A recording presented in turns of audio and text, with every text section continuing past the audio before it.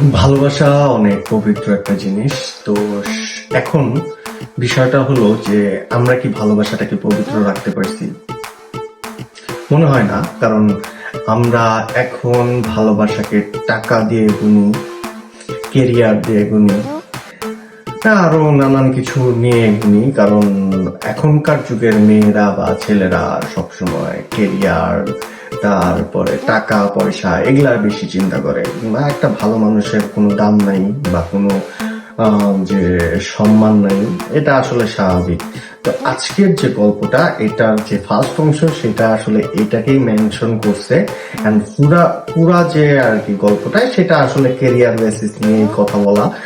আর এখানে নামটা দেওয়া হয়েছে লাভ, নাটকের নাম আর কি, যে দেওয়া হয়েছে হলো লাভ লাভ ওয়ান্স মোর, ওয়ান্স এগেইন।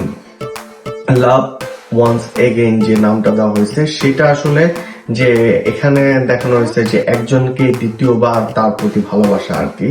তো এটা আসলে সবাই বুঝছেন, বাট গল্পটা যখন দেখবেন আশা করি আপনাদের অনেক ভালো লাগবে। কারণ আমার কাছে একটু ইউনিক থিম লাগছে, যে একটা গল্প ইউনিক ভাবে মানে রিপ্রেজেন্ট করা। আসলে এটা বান্না ভাইয়ের দ্বারাই সম্ভব, যে একটা গল্পকে ইউনিক কিভাবে বানানো যায় সেটা। আমি তো যখন মনে করছিলাম যে গল্পটা দেখছি, তো অ্যাজ ইউজুয়াল লাগবে। কারণ আসলে মানে ফার্স্টের স্টার্টিংটা ছিল অ্যাজ ইউজুয়াল, মানে মিডলটা ছিল অ্যাজ ইউজুয়াল, লাস্টের দিকে যে কাহিনীটা সেটা আসলে খুবই, যারা লাস্ট পর্যন্ত দেখছেন তারা আসলে বোঝার বিষয়। কারণ যারা দেখেন নাই, অর্ধেকে স্কিপ করছেন, আশা করি আমি বলবো আবারও যান, নাটকটা দেখেন। তো আমার ঘটনা শোনার পরে যদি আপনাদের মনে হয় যে দেখা উচিত, তাহলে অবশ্যই যায় নাটকটা দেখবেন। তো এতদিন তো অবশ্যই যে টুকটাক টুকটাক বলতেছিলাম, বাট আজকেরটা আমি একটু সুন্দরভাবে এক্সপ্লেনেশন করব, কারণ গল্পটা আসলে এক্সপ্লেন করার মতো। আর ফার্স্টে কেন আমি বলছি যে আমরা আমাদের যে ভালোবাসা বা আমাদের যে লাভ ওয়ার্ডটা, সেটাকে এখন পবিত্র রাখতে পারি নাই, এটার মিনটা আমি বলবো। কারণ যখন গল্পে যাব তখনই আপনারা বুঝতে পারবেন যে কেন আমি এই কথাটা বলছি। তো চলেন আজকের গল্পে যাই, বেশি দেরি না করি, আজকের গল্পে যেয়ে গল্প স্টার্ট করা যায়। তো আজকের যে গল্পটা সেটা হলো যে ফার্স্টে একটা ছেলে দেশের বাইরে থেকে আসে। দেশের বাইরে থেকে এসে সে তার যে ভালোবাসা বলেন, যে যাকে লাভ করে, লং ডিস্টেন্স রিলেশনশিপ যেটাকে আমরা বলি, যে দেশের বাইরে একজন বা দেশের ভিতরে বা এক জেলা থেকে আরেক জেলায় প্রেম করা, একজন আরেকজনের সাথে দেখা ঘোরা, যে কোনো কিছুই হচ্ছে না, জাস্ট ফোনে কথা বলা বা টেক্সটে কথা বলা, যেটাকে আমরা লং ডিস্টেন্স রিলেশনশিপ বলে থাকি। তো এরকম একটা রিলেশনশিপের মধ্যে আছে একটা ছেলে আর একটা মেয়ে। তো ছেলেকে মেয়েটা ফোর্স করতেছে যাতে ছেলেটা মিস না হয়ে যায়। তার রিজন হলো ছেলেটা আমেরিকায় জব করে। তো এটা ছেলের ইন্ট্রো ছিল, যে সে আমেরিকায় জব করে, সেই হলো আমাদের আরুশ খান। অ্যান্ড সে ভালো একটা চাকরি করে, যার অ্যানুয়াল স্যালারি বা আমেরিকায় থাকে অ্যানুয়াল স্যালারি ভালো, এটা স্বাভাবিক। তো আমাদের মানে যে দেশের যে অবস্থা, এই দেশের অবস্থা অনুযায়ী বোঝা যায় যে আমাদের দেশের মানে মানুষের যে অবস্থা, যার টাকা পয়সা আছে, যার কেরিয়ার ভালো, যার মনে করেন যে কি ভালো, ট্যালেন্ট আছে, ট্যালেন্টের দাম নাই আমাদের দেশে। আসলে ট্যালেন্টের দাম নাই আমাদের দেশে। সব থেকে বেশি দেখা হয় যে কার পকেটে বেশি মামা আছে।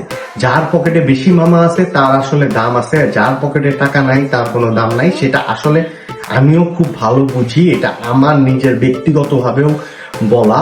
কারণ আসলে এই জিনিসটা আমি অনেক ফেস করছি, এখন পর্যন্ত ফেস করতেছি, এটা নিয়ে আসলে বলার কিছু নাই। ইভেন আমি আজকে আমার মানে কিছু কিছু জিনিস এইভাবে আমি উল্লেখ করে বলবো।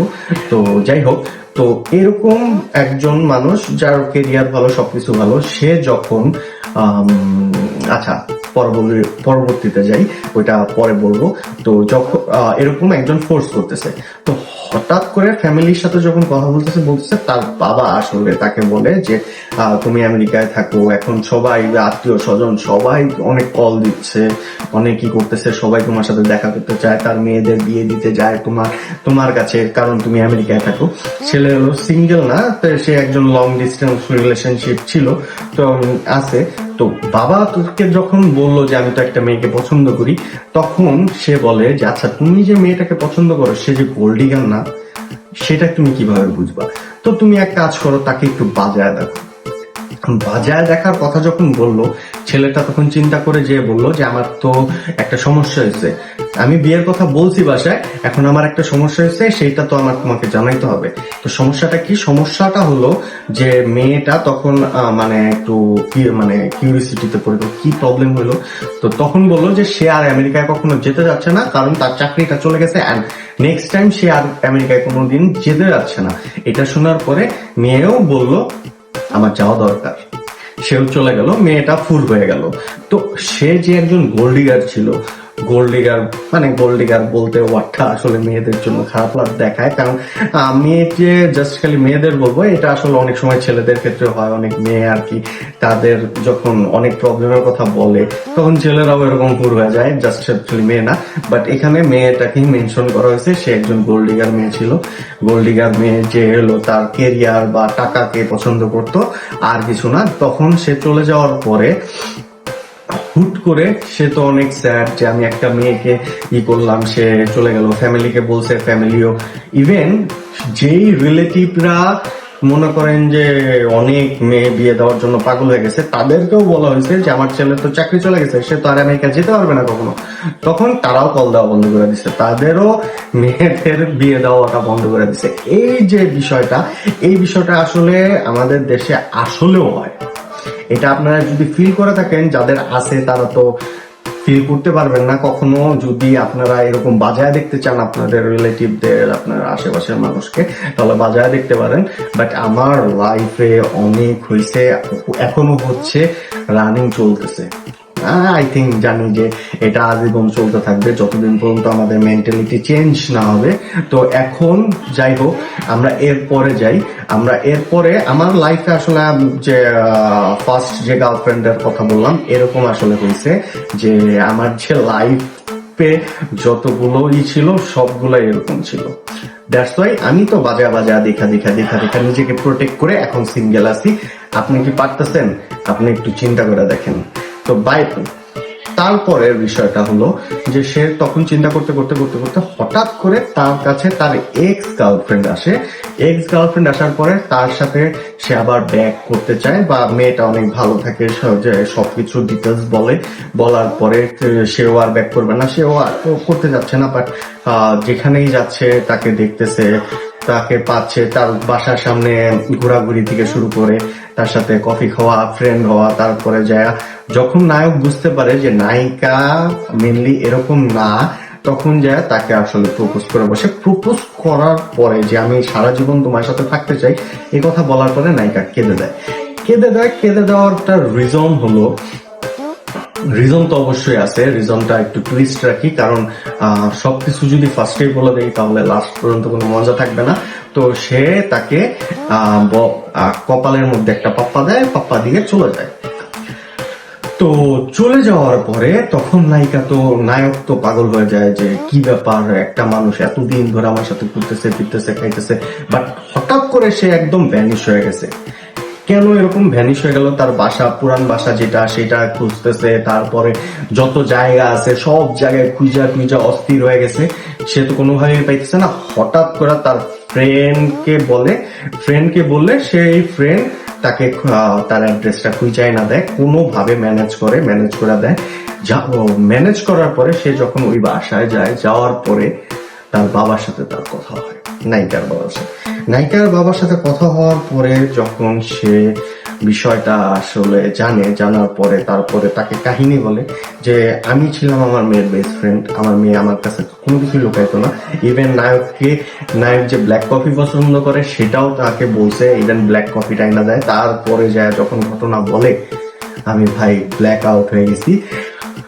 ব্ল্যাক আউট হওয়া মানে আসলে আপনি চিন্তা করতে পারেন যে না, এটা তো আসলে অনেক সিনেমা অনেক গল্পতেই আমরা দেখছি, কিন্তু এখানে আসলে একটু মানে অন্যরকম ভাবে ব্ল্যাঙ্ক ভাবে কাহিনীটা আর কি সেট করা হয়েছে। যেইভাবে সেট করা হয়েছে আসলে ব্ল্যাঙ্ক হওয়ার মতো।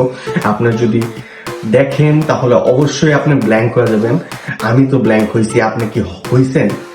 আর যদি না হয়ে থাকেন, যদি না দেখে থাকেন, তাহলে অবশ্যই আমি বলবো যে আপনারা এই নাটকটা দেখেন। আশা করি আপনাদের খুব ভালো লাগবে। যাদের ভালো লাগবে অবশ্যই আমাকে জানান, যাদের না ভালো লাগবে তারাও আমাকে জানান। আর আমি যদি এই নাটকের রেটিং দেই তাহলে অবশ্যই আমার রেটিং অনুযায়ী এই নাটকটা পড়বে 10-এর মধ্যে 7।